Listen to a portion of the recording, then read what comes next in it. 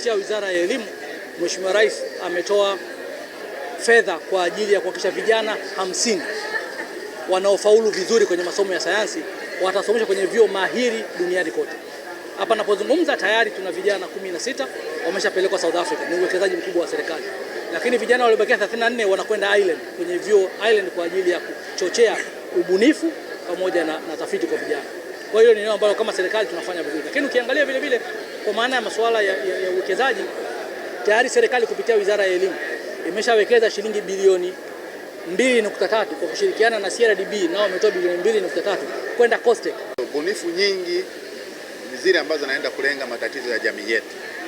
Kwa mfano utaona kuna taaluma ya uzazi, uchunguzi wa magonjwa, mambo ya ajali na dharura. Kwa hiyo tunawapongeza sana sasa vijana. Ukiangalia karibu 90% ya hizo bunifu ni za vijana, wanafunzi wetu na vijana wetu wengine. Kwa hiyo tunaendelea kuwapongeza na sisi kama chuo tunaendelea kuwasupport.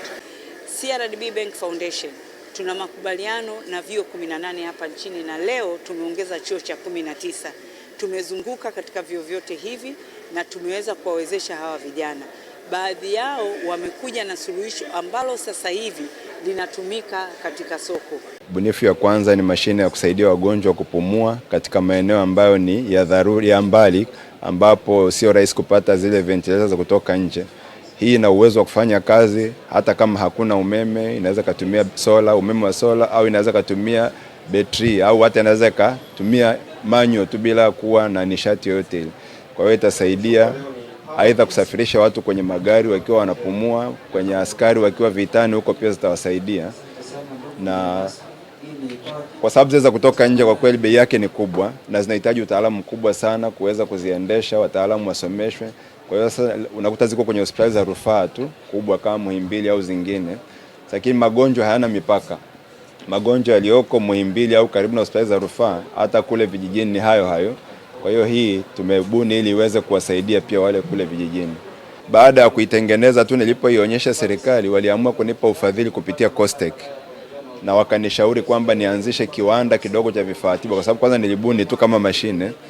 Nikashiriki kwenye mashindano yale ya Makisatu ya ubunifu wa kitaifa yale. Sasa walipoiona walinishauri nianzishe kiwanda na nikafadhiliwa na serikali. Kwa hiyo mahusiano na serikali ni mazuri. Serikali ina nia thabiti ya kuendeleza wabunifu. Ubunifu ambayo inawasaidia wale watu wenye changamoto ya kusikia na kuongea pia. Kwa namna nyingine tunajua kwamba lugha ambayo wanatumia watu ni lugha ya alama, ambayo katika jamii mara nyingi wengi hawatufahamu, na kuzifahamu hizi lugha za alama huwa zinatumia muda mrefu kidogo na elimu pia ya kwenda kuitafuta. Kwa hiyo tukaja na application ambayo inawasaidia watu kutranslate hizi au kutafsiri hizi lugha za alama kwenda moja kwa moja katika sauti pamoja na maneno, ili aweze ili kuweza kuelewana na yule mtu wa huduma wa afya, au akiwa shuleni au sehemu yoyote ile ya kijamii.